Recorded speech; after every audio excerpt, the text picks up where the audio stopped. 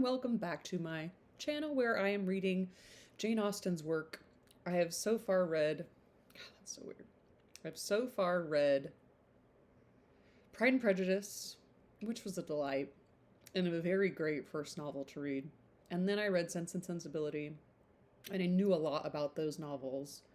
And I'm always surprised at how challenging it is, but still I'm getting it, and there's so much more deeper things to understand behind every sentence, which I certainly am not there yet. Not a literature major. But I think I'm getting it, and I'm now on Mansfield Park. I think the more I read, the more I can see like, oh, there is something behind that, but I just don't have it in my brain in the moment to be like, ooh, this could possibly mean this or this could mean this. And also, I don't know anything about this book, so I just keep wanting to move forward. But last chapter, chapter 10, Fanny and Maria, Mr. Rushworth, and Henry Crawford were all hanging out because that threesome came upon Fanny, who was sitting by herself because Edmund and Mary Crawford ditched her. And then they came to this iron gate, and Maria wanted nothing more than to get behind this locked door of this gate. She wanted nothing more to do it. She wouldn't stop talking about it. So Mr. Rushworth was like, I have a key. I should always have the key on me. You want to get in? I'm going to get you the key. So he left and got the key. And then Henry hoisted her over, and they went off together. Henry and Maria did. Mr. Rushworth kind of came back gloomy and was like, whoa, what happened? This is crazy. Fanny then found Julia, and Julia, what did she do? I don't know. Fanny just kept getting by herself. Everybody came back in a gloomy, gloomy mood. It was not good. Fanny disapproved of all of it. And then she found Edmund and Mary laughing and being fun together. It just sounded like a bummer of a day, even though it was beautiful. And then at the end, Mrs. Norris, on their way home, Mrs. Norris said, Fanny poked the bear in Fanny and said, you should be thankful for this day. You've never had a day like this in your whole life. Can you even imagine? So now we're at chapter 11. The day at Southerton, with all its imperfections, afforded the Miss Bertrams much more agreeable feelings than were derived from the letters from Antigua, which soon afterwards reached Mansfield. It was much pleasanter to think of Henry Crawford than of their father, and to think of their father in England again within a certain period, which these letters obliged them to do, was a most unwelcome exercise. November was the black month fixed for his return. Sir Thomas wrote of it with as much decision as experience and anxiety could authorize. His business was so nearly concluded as to justify him in proposing to take his passage in the September packet, and he consequently looked forward with the hope of being with his beloved family again early in November. They just really don't like their father. Is that what I'm getting? It was much pleasanter to think of Henry than of their father. They're more excited to see Henry than their father. Okay. Maria was more to be pitied than Julia, for to her the father brought a husband, and the return of the friend most solicitous for her happiness would unite her with the lover, on whom she had chosen that happiness should depend. It was a gloomy prospect, and all she could do was to throw a mist over it, and hope when the mist cleared away she would see something else. It would hardly be early in November. There were generally delays, a bad passage or something, that favouring something which everybody who shut their eyes while they look, or their understandings while they reason, feels the comfort of. It would probably be the middle of November at least. The middle of November was 3 months off. 3 months comprised 13 weeks. Much might happen in 13 weeks. Love the breakdown of time. Sir Thomas would have been deeply mortified by a suspicion of half that his daughters felt on the subject of his return, and would hardly have found consolation in a knowledge of the interest it excited in the breast of another young lady. Miss Crawford, on walking up with her brother to spend the evening at Mansfield Park, heard the good news, and though seeming to have no concern in the affair beyond politeness, and to have vented all her feelings in a quiet congratulation, heard it with an attention not so easily satisfied. Mrs. Norris gave the particulars of the letter, and the subject was dropped. But after tea, as Miss Crawford was standing at an open window with Edmund and Fanny looking out on a twilight scene gorgeous, while the Miss Bertrams, Mr. Rushworth, and Henry Crawford were all busy with candles at the pianoforte, she suddenly revived it by turning round towards the group and saying, "How happy Mr. Rushworth looks! He is thinking of November." Oh, because they're going to be married. Okay, I see. They can't get married until their dad gets back. I get it. Edmund looked round at Mr. Rushworth too, but had nothing to say. "Your father's return will be a very interesting event." "It will indeed, after such an absence not only long, but including so many dangers. It will be the forerunner also of other interesting events, your sister's marriage and your taking orders." "Yes. Don't be affronted," said she, laughing, "but it does put me in mind of some of the old heathen heroes who, after performing great exploits in a foreign land, offered sacrifices to the gods on their safe return." "There is no sacrifice in the case," replied Edmund with a serious smile and glancing at the pianoforte again. "It is entirely her own doing." "Oh, yes, I know it is. I was merely joking. She has done no more than what every young woman would do, and I have no doubt of her being extremely happy. My other sacrifice, of course, you do not understand. My taking orders, I assure you, is quite as voluntary as Maria's marrying." "It is fortunate that your inclination and your father's convenience should accord so well. There is a very good living kept for you, I understand, hereabouts." Which you suppose has biased me?" "But that, I am sure, it has not," cried Fanny. "Thank you for your good word, Fanny, which is more than I would affirm myself. On the contrary, the knowing that there was such a provision for me probably did bias me, nor can I think it wrong that it should. There was no natural disinclination to be overcome, and I see no reason why a man should make a worse clergyman for knowing that he will have a competence early in life. I was in safe hands. I hope I should not have been influenced myself in a wrong way. And I am sure my father was too conscientious to have allowed it. I have no doubt that I was biased, but I think it was blamelessly." "It is the same sort of thing," said Fanny, after a short pause, "as for the son of an admiral to go into the navy, or the son of a general to be in the army, and nobody sees anything wrong in that. Nobody wonders that they should prefer the line where their friends can serve them best, or suspects them to be less in earnest than they appear. No, my dear Miss Price, and for good reason, and for reasons good. I do that so much. Reasons good. Is it a foreign language? Is it a speech impediment? I don't know. The profession, either Navy or Army, is its own justification. It has everything in its favor. Heroism, danger, bustle, fashion. Soldiers and sailors are always acceptable in society. Nobody can wonder that men are soldiers and sailors. But the motives of a man who takes orders with the certainty of preferment may be fairly suspected, you think? Said Edmund. To be justified in your eyes, he must do it in the most complete uncertainty of any provision? What? Take orders without a living? No, that is madness indeed, absolute madness.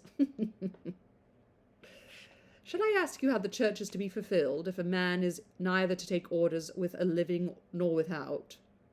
No, for you certainly would not know what to say, but I must beg some advantage to the clergyman from your own argument, as he cannot be influenced by those feelings which you rank highly as temptation and reward to the soldier and sailor in in their choice of a profession, as heroism and noise and fashion are all against him.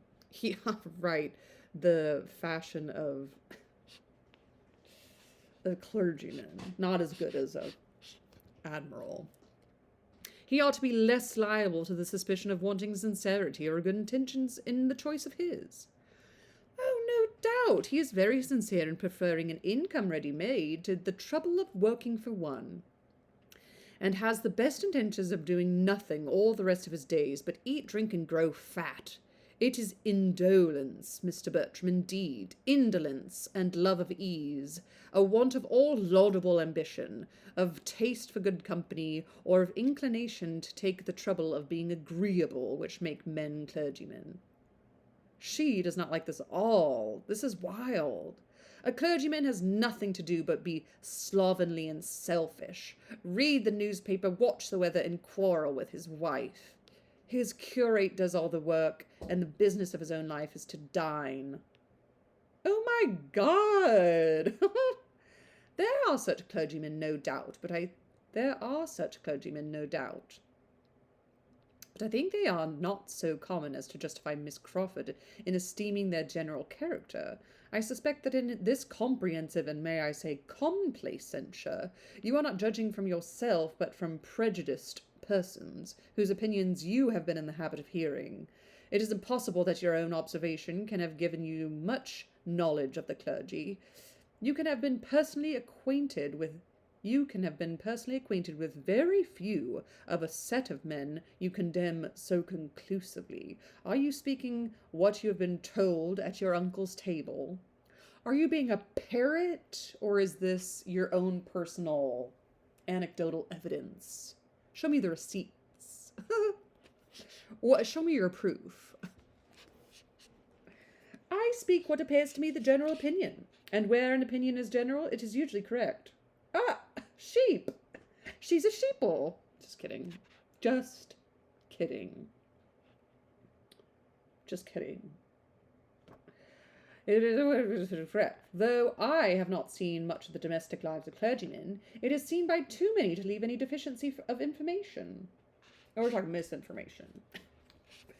Where any one body of educated men, or whatever denomination, are condemned indiscriminately, there must be a deficiency of information, or of something else. Your uncle and his brother admirals perhaps knew little of clergymen beyond the chaplains, whom, good or bad, they were always wishing away. Poor William, he has met with great kindness from the chaplain of Antwerp, was a tender apostrophe of Fanny's, very much to the purpose of her own feelings, if not of the conversation. He has met with great kindness from the chaplain of Antwerp. It has been so little addicted.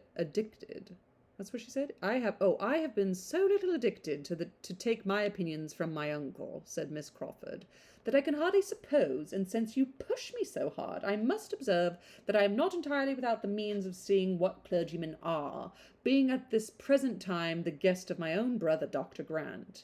And though Dr. Grant is most kind and obliging to me, and though he is really a gentleman, and I dare say a good scholar, and clever, and often preaches good sermons, and is very respectable, I see him to be an indolent, selfish bon vivant. Ooh, everybody loves to speak French in this book, and I don't know any French. Bon vivant. A person who enjoys sociable, luxurious. Bon vivant. Don't make it an English American. This is terrible. One fond of good living. Well, that makes sense. I can't stand that. Google Voice is like an American man speaking bon vivant. That's wrong. That's wrong, and I don't like it. A bon vivant. Thankfully, those are italicized always, so I can find it easy. Where did it go? There we go. So, Mary Crawford's uncle is Dr. Grant, who is a clergyman, that's right, and she sees him to be indolent, selfish, bon vivant, who must have his paddock consulted in everything, who will not stir a finger for the convenience of anyone, and who, moreover, if the cook makes a blunder, is out of humour with his excellent wife. To own the truth, Henry and I were partly driven out of this very evening by a disappointment about a green goose, which he could not get the better of. My poor sister was forced to stay and bear it. Yeah, they're half brother and sister. That's right. They're halvesies. I do not wonder at your disapprobation, upon my word. It is a great defect of temper, made worse by a very faulty habit of self-indulgence, and to see your sister suffering from it must be exceedingly painful to such feelings as yours. Fanny, it goes against us. We cannot attempt to defend Dr. Grant. No, replied Fanny, but we need not give up his profession for all that, because whatever profession Dr. Grant has chosen, he would have taken not a good temper into it. And as he must, either in the Navy or Army, have had a great many more people under his command than he has now, I think more what would have made unhappy by him as a sailor or soldier than as a clergyman. Besides, I cannot but suppose that whatever there may be to wish otherwise in Dr. Grant would have been in a greater danger of becoming worse in a more active and worldly profession, where he would have had less time and obligation, where he might have escaped that knowledge of himself, the frequency, at least, of that knowledge, which it is impossible he should escape as he is now. A sensible man like Dr. Grant, cannot be in the habit of teaching others their duty every week, cannot go to church twice every Sunday, and preach such very good sermons in so good a manner as he does, without being the better for it himself. It must make him think, and I have no doubt that he oftener endeavours to restrain himself than he would if he had been anything but a clergyman. Wow. Okay, Fanny. Wherever you go, there you are. And if he had been anything else, he would have been doubly worse than he is now. He can only have been a clergyman. Wow. We cannot prove to the contrary, to be sure, but I wish a better fate, Miss Price, than to be a wife of a man whose amiableness depends upon his own sermons. For though he may preach himself into a good humour every Sunday, it will be bad enough to have him quarrelling about green geese from Monday morning until Saturday night. I think a man who could often quarrel with Fanny, said Edmund affectionately, must be beyond the reach of any sermons. I do kind of agree with Mary, though, on some points, like when she was at the chapel earlier in chapter 9, she was like, you can't just force your servants to go and force this thing upon them, but you yourself can opt out and, like, do it on your own. But also, like, I don't know, some of her points make a lot of sense. And, like, he can't just be a bad person from Monday until Saturday and then everything, that idea that, like, well, I'm a terrible person and I know it, I'm not going to change it because I go to church on Sunday.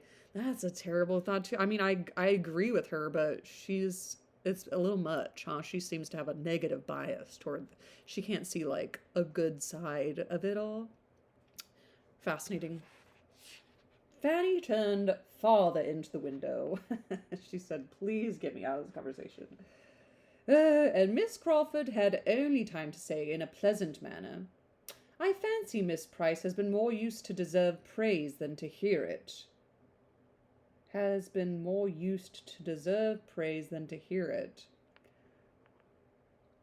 That's interesting that she observed that. She doesn't hear praise a lot, but she deserves it. When, being earnestly invited by the Miss Bertrams to join in a glee, she tripped off to the instrument, leaving Edmund looking at her in an ecstasy of admiration of all her many virtues, from her obliging manners down to her light and graceful tread. Wait, is he observing Mary or is he observing Fanny?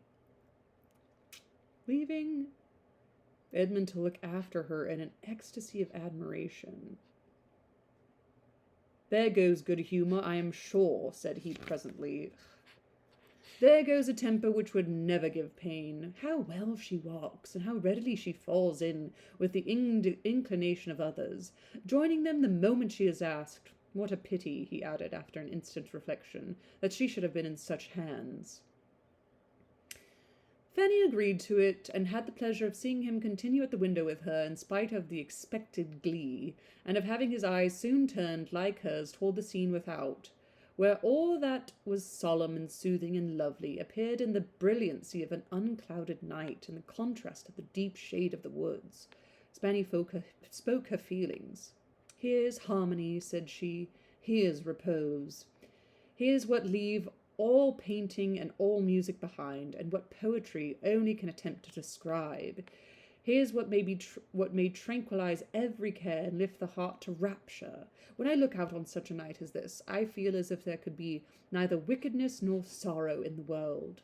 And there certainly would be less of both if the sublimity of nature, capital N, nature, were more attended to, and people were carried more out of themselves by contemplating such a scene. Fanny is poetic, and Jane is poetic through Fanny, and that is beautiful. It's, if more people were like little hobbits and cared more about, like, good tilled earth and being comfortable in their little hobbit holes than, like, going out and getting gold, you know? That felt like that to me. I like to hear your enthusiasm, Fanny. It is a lovely night, and they are much to be pitied who have not been taught to feel in some degree as you do. Oh, you have not at least been given a taste for nature in early life. They lose a great deal.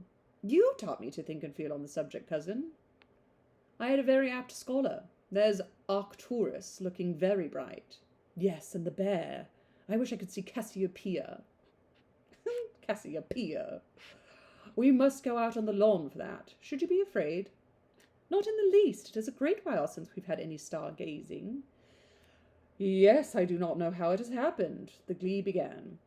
We will stay till this is finished, Fanny, said he, turning his back on the window. And as it advanced, she had the mortification of seeing him advance too, moving forward by the gentle degrees towards the instrument, and when it ceased, he was close by the singers, among the most urgent in requesting to hear the glee again. Fanny sighed alone at the window till scolded away by Mrs. Norris's threats of catching cold. Oh, Edmund is being like admiring Mary and hearing the glee and being in society, and Fanny's like, but the beauty of nature and stargazing, and you taught me all this stuff, and trauma bonding or whatever. Ugh. My. Caught between two women, this man is. We're just gonna have to see what happens. All right, babes. Take care of yourselves. Happy reading. Thank you so much for watching and reading along, if you are, and taking time to hear Mansfield Park by Jane Austen. Happy reading, and ta-da!